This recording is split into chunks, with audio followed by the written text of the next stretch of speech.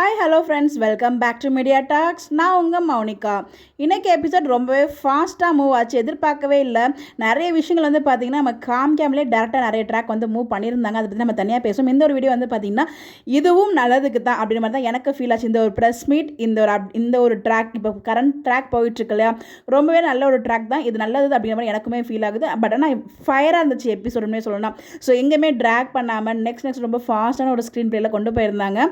So இதில் முக்கியமான விஷயம் என்ன அப்படின்னு பார்த்தீங்கன்னா, வெனிலா பற்றி ஒரு தப்பான புரிதல் வந்து விஜய் கிட்ட இருந்துச்சு. ஸோ கண்டிப்பாக இந்த ஒரு ப்ரெஸ் மீட் மூலயமா விஜய்க்கு வெனிலாவை பற்றி கிளியராக தெரியும். வெனிலா வந்து எந்த லெவலுக்கு மோசமானவங்க அப்படின்னு சொல்லிட்டு.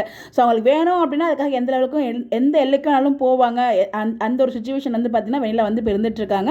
அப்படி தான் அவங்க பிஹேவ் பண்ணிட்டு இருக்காங்க. ஸோ அவங்க வந்து ரொம்ப சாஃப்டான கேரக்டர், ஒருத்தவங்களை எதிர்த்து கூட அதிர்ந்து கூட பேசுறது, கோப்ப கூட பட மாட்டாங்க அப்படின்னு சொல்லிட்டு என்னென்ன சர்டிஃபிகேட் கொடுத்தாரு இந்த வெனிலாக்கு. ஆனால் இப்போ பாருங்க என்னம்மா கோவப்படுறாங்க. அவங்க வேணும்னு நினச்சதுக்காக எந்த லெவலுக்கு எக்ஸ்டெண்ட் ஆகுறாங்க. ப்ரெஸ் மீட், இமீடியட் ப்ரெஸ் மீட்டு எப்படிலாம் இவ்வளோ ஃபாஸ்ட்டாக அரேஞ்ச் பண்ணாங்கன்னு தான் தெரியல. ஸோ அந்த அளவுக்கு ஒரு ஃபாஸ்ட்டான ஒரு அரேஞ்ச்மெண்ட். கடைசியில் வெனிலா வந்து அவங்க மாமா எல்லாரையும் கூட்டிகிட்டு வந்து ப்ரெஸ் மீட் விஜய் வீட்டுக்கு வந்துட்டாங்க. அப்போயுமே சமக்கோவமாக எனக்கு ஒரு தடவை தான் கல்யாணம் இருக்குது, அது என்னோட பொண்டாட்டி காவேரி தான் அப்படிங்கிற ப்ரொமோஷன் பார்த்துருப்போம்.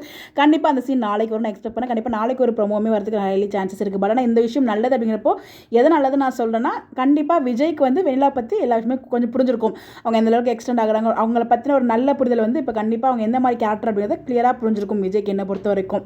அதனால இந்த ஒரு ட்ராக் ஓகே தான். பட் எந்த நெகட்டிவும் இருக்கும், பாசிட்டிவும் இருக்கும். நம்ம எல்லாத்தையுமே அக்செப்ட் பண்ணிட்டு மூவ் ஆன் பண்ணிகிட்டே போகணும். ஸோ கண்டிப்பாக இந்த ஒரு ட்ராக் ஒரு நல்ல டிஆர்பி கொடுக்கும் நான் எதிர்பார்த்துட்டு இருக்கேன். பார்ப்போம்.